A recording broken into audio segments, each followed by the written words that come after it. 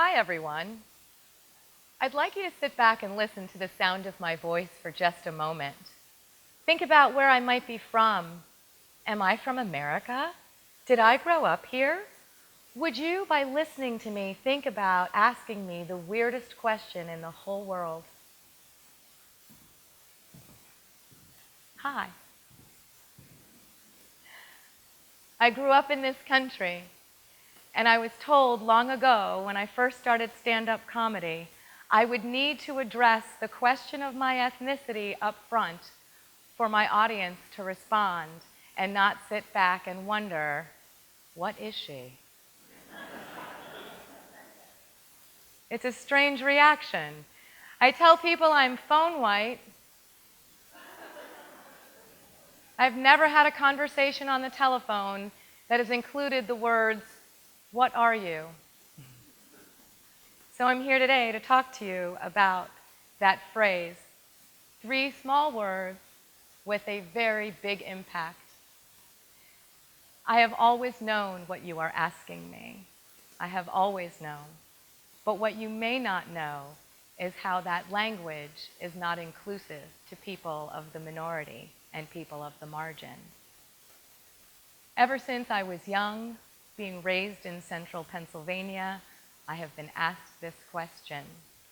Since I was a child in school, being the only brown girl in class, I even knew the answer when teachers would ask me, what are you? The answer then was Pakistani. It still is. There are a number of different ways that I wondered why this grated on my nerves so badly. Eventually, I came to the realization that the question is divisive in and of itself. It is unintentional more often than not, but I have found for myself the reasons behind why what are you is so divisive and so painful for so many of us that live on the margin. When I was younger, I knew what you were asking me. As I continued to grow up, it bothered me and bothered me. Eventually, a comedian friend of mine helped me write a punchline that finally put this question to bed. And I would be asked, what are you? And reply, Capricorn. What are you? There's a tremendous satisfaction in being a comedian. I can take the pain that was caused by another and convert it into laughter. That way I can put these things to bed. But in order to find the pain, I have to go poking about and see what it is that caused it in the first place. Because I've known forever the question, I've been playing with the question for a very long time.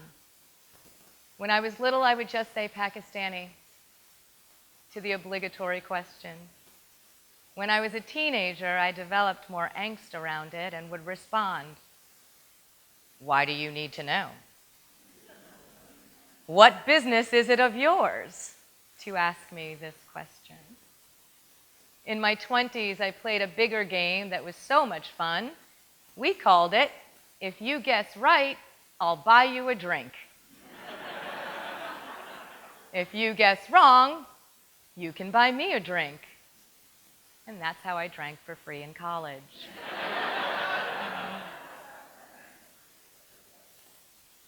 The question is dehumanizing, demoralizing, because it's reserved for non-whites and monsters, and all sorts of non-humans pretending to be human. Zombies, superheroes.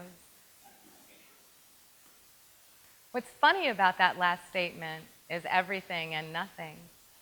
At 46 years old, I realized why "What are you?" has bothered me forever. I was watching Vampire Diaries with my teenage daughter, humble brag. And in season 1, when the heroine discovers that her boyfriend is in fact not human, she falls apart screaming, "What are you?" And it all came tumbling down in my head in a moment of great catharsis and vindication, and I thought, I get it. Because every time someone asks me that question, it feels like you are questioning not just my right to be in this country, but really my very right to exist. It always bothered me, and I always knew what they were asking, and I remember thinking I should just start screaming, "I am a human!" and slump away in like an elephant man pose. Maybe then they would understand. It went further into my 30s. People would come up to me very politely and say, "Can I ask you a question?" And without a beat, I would say, "Pakistani!" and invariably shock the asker into saying, "Oh my God, how did you know I was going to ask that?" I am clairvoyant. I knew because of a lifetime of deductive reasoning. You have used one sense to approach me, sight. I am a different color than you. Not clairvoyant, I'm just logical. Because you use that sense to approach me and make that the topic of this introductory conversation, I am offended. I am offended because of a lifetime of being a native speaker of English and growing up here in this country and being asked that question so many, many times. And there are a number of ways to offend me with this question. Here are the other subtle forms. I've been cataloging this question and the various euphemisms that have been used in order to drive at that same notion. You are different. I would like to know why. They include, where are you from? Oh, innocuous. Pennsylvania. No, where are you from originally? Oh, New York.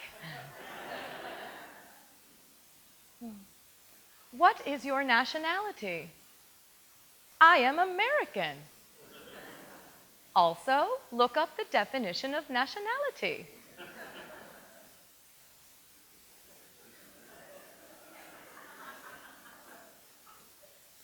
This next one's my favorite. My sister gave it to me at the gym. She had heard, no, I meant, what is your genetic nationality?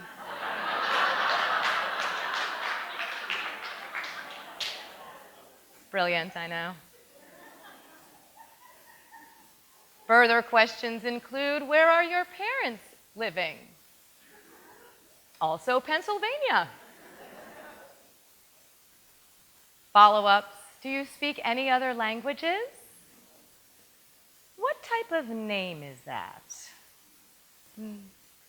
I know what you're asking. It's cool, just ask. Ask in an inclusive way. That is the thing, right? Because we are a community, because we are working together, because we want to be included and not left on the margins as the other people, it's okay. There are lots of ways to ask and be divisive. There are also ways to ask and be inclusive. I have been in the middle for the entirety of my existence in this country. I am neither black nor white. I fit in with the Asians. I look Hispanic. I have been asked this question by whites and non-whites alike. It's very interesting to me to note the differences and similarities. I have vetted the question with my ethnic friends to determine that I am not actually the only person that is offended by this question. I have found that among my ethnic friends, the non-whites typically don't ask my ethnic background or ethnicity until perhaps the second, third, fourth time we see one another. Typically, folks that I meet of the majority that are white will in fact ask me as an opener to a conversation.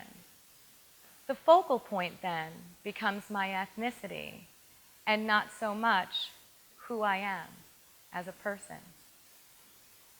My ethnic friends will note That's because they just want to know, and they don't need to know. My white friends will say, but I just wanted to know. It sets up for the person who's being asked this idea that you're only asking because you're looking for the differences. You're asking up front because you're noticing the differences. That's how it's divisive. There's a careless dehumanizing that takes place when you say, "What are you?" to a native speaker of American English. We have subconsciously grown up knowing and understanding that those three words apply to non-humans, to monsters. Eventually, that monster inside us will take umbrage at your words and lash out. If it has happened to you, it's okay. It's all right. Own it. Be humble. Apologize. Offer up your explanation. We will wait. If you are non-white and you are the recipient of this question, can you take this opportunity to educate, to give someone else a platform to speak their mind, and to give yourself the opportunity to educate them as to how one might perceive that phrasing? You'd be surprised. Having grown up in America, there are times when I've had to dig deep into my own head and interview my inner Courtney and ask, "Hey girl, was that racist?"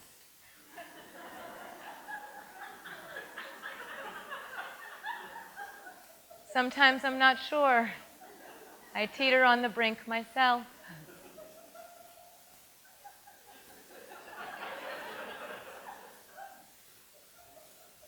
I'll wait. It's my favorite sound.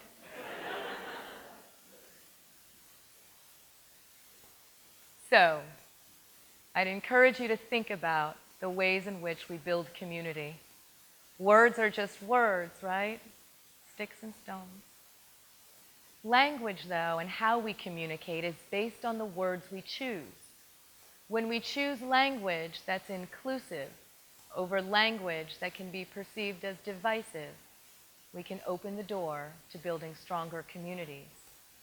When we worry less about what a person is and focus more on their character, who that person is, the metal of that person's worth is in their humanity, and we'll never get to know them if we choose to separate them with our language.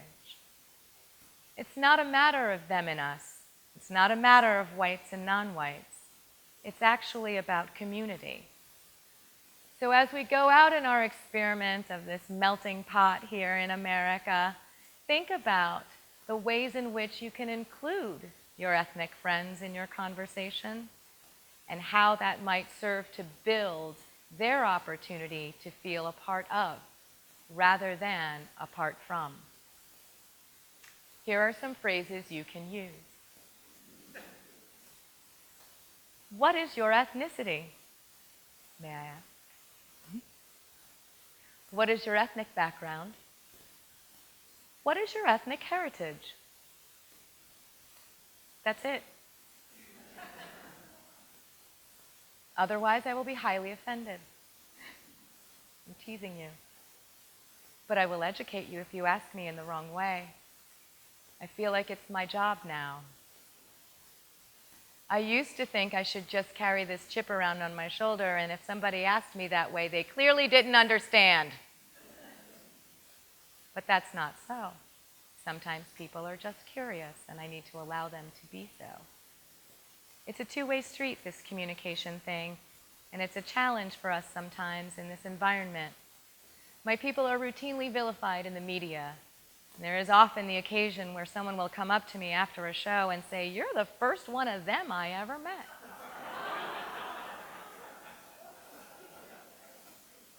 Sometimes people say surprising things like, "I didn't think your people had a sense of humor." I know, right? Those are the things that I'd like you to think about and take away with you as you go back out there in the world? How can I be more inclusive among friends, among family, among neighbors? What language do I choose to use to let you know you are welcome? For my non-white friends, what opinions and attitudes have we adopted to allow inclusivity to happen in our communities through our ability to contribute and educate? So as you go out today, I challenge you to think about the ways in which we can use inclusive language to build community rather than keep it divided. We need each other. We need each other. And in order to keep one another in a strong community, and in order to see one another's diverse backgrounds contribute to the very fabric of our society, it starts with communication. Further, it starts with inclusive language. Get out there and meet some people. Don't be afraid. Thanks.